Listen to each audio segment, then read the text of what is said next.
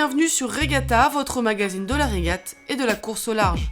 Au sommaire cette semaine, la victoire de François Gabard sur la Transat B2B, Banque Populaire 5 au milieu des icebergs sur le trophée Jules Verne, et enfin la deuxième étape de la Volvo Ocean Race avec une avarie qui force Sagna à se dérouter. Et voilà, nous voilà à bord de Massif pour la ligne d'arrivée de la Transat B2B. Ça approche. Hé hé, attention. 10, 7, 1, c'est bon. Wouhou.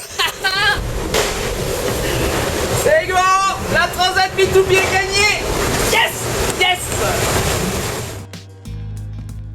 Tout sourire, François Gabard a remporté la Transat B2B le 15 décembre 2011 en passant peu après minuit une ligne d'arrivée avancée. En effet, la veille, la direction de course a décidé de raccourcir le parcours au large de l'Espagne, la faute aux conditions météo exceptionnelles attendues dans le golfe de Gascogne. Lorient ne sera donc pas l'arrivée de la Transat. Des rafales attendues à plus de 80 nœuds et l'état d'une mer très difficile n'ont pas permis de faire évoluer les concurrents sereinement. C'est donc le franchissement de la porte de sécurité qui a servi de référence pour le classement final de l'épreuve. Le temps de course de François Gabard est de 9 jours, 8 heures, 11 minutes et 30 secondes jusqu'à cette ligne fictive. Il a effectivement parcouru 3168 milles à la moyenne de 14 nœuds 7. Le Benjamin de la course, qui participait à sa première solitaire en 60 pieds IMOCA, se qualifie à la même occasion pour le prochain Vendée Globe. À la deuxième place, c'est Armel Lecléage sur Banque Populaire qui a coupé la ligne d'arrivée 4 heures après Gabard. Il a parcouru 3157 milles à la vitesse moyenne de 13 nœuds 78 et peut savourer ce classement malgré la route qu'il reste à faire pour rentrer à la maison. Eh ben, c'est parfait. Écoute, disons que t'es du bonheur. Voilà, François a été mort tout le monde, donc il va falloir avoir chose à dire. Et puis, voilà, c'est ça, on est beaucoup plus légèrement jusqu'à là. On va falloir aller jusqu'à Lorient, il reste encore un petit peu de chemin à faire.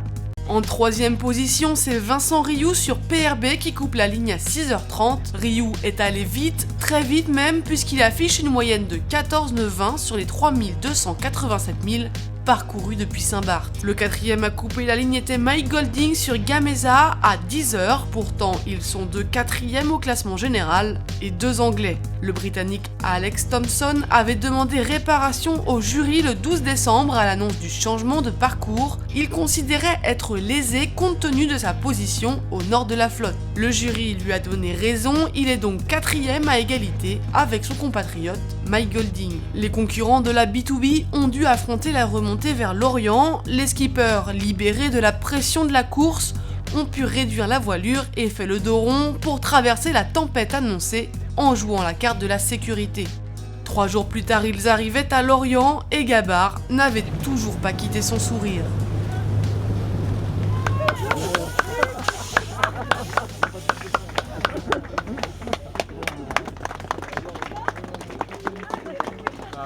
À un moment donné, l'idée c'était d'être à mon rythme, et puis mon rythme il était a priori plutôt bon, donc ça c'est plutôt rassurant et ça fait du bien dans la tête pour la suite.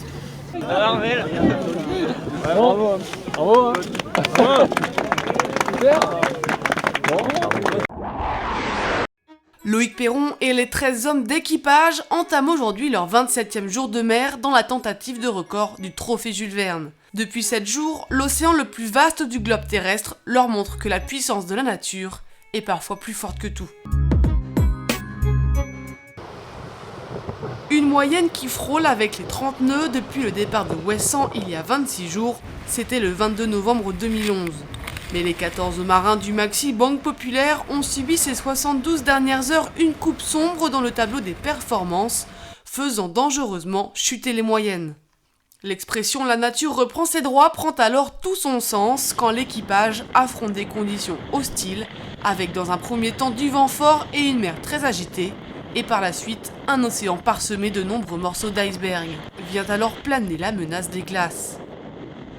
Voilà le Cap Horn qui est à droite ici, et on essaye d'éviter toute cette zone-là. Et à gauche, voilà sur Google Earth, Tous ces petits points, ce sont tous les icebergs. Là, on voit l'Antarctique qui est ici.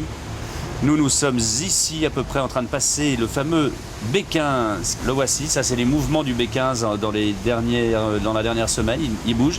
Et ça, ce sont tous ces enfants, tous ces bébés. Contraint d'adapter leur option de route pour éviter ces obstacles, l'équipage a essuyé la violence d'une dépression lui tombant dessus depuis la Nouvelle-Zélande. Le bateau a navigué en mode slalom, mais surtout en mode grande vigilance pour éviter le gros bloc de glace d'une longueur de 20 km, ce champ de mine interdisant toute descente plus sud avant le 120e degré ouest a pénalisé l'équipage en termes de performance qui n'a pu alors passer devant une dorsale. La sanction est rude mais pas irrévocable.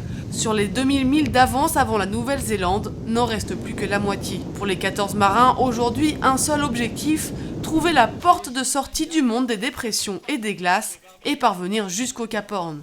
Ce n'est qu'à ce moment qu'ils seront repartis dans la course. Un schéma météo s'annonce plutôt bien pour les jours à venir, mais sûrement pas suffisant pour reconstituer l'avance des jours précédents. Pour devenir nouveau détenteur du record autour du monde, le maxi trimaran Banque Populaire 5 devra être de retour au plus tard lundi 9 janvier 2012 à 17h, 15 minutes et 34 secondes.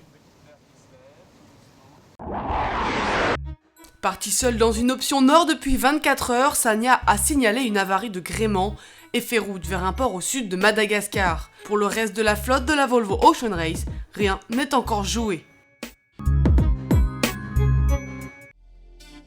Le voilier chinois Sanya, engagé dans la deuxième étape de la Volvo Ocean Race, a signalé lundi 19 décembre une avarie de gréement et fait route vers un port au sud de Madagascar pour évaluer les dégâts. Sanya, skippé par Mike Sanderson, avait déjà été victime d'une avarie le 6 novembre au lendemain du départ de la première étape entre Alicante et le Cap. Cette fois-ci, Sanya a constaté un problème sur l'un des haubans à l'occasion d'un changement de voile sur cette deuxième étape entre le Cap et Abu Dhabi. La veille, deux options radicales ont été prises, une par Sanya préférant l'option nord et l'autre par Groupama, celle au sud. La position au sud de Groupama continue encore aujourd'hui de le défavoriser au classement virtuel. Il va falloir patienter encore pour voir le résultat en situation réelle. Au terme de 7 jours de mer, la flotte n'a parcouru que 1700 milles depuis le départ du Cap et certains bateaux naviguent très proches les uns des autres.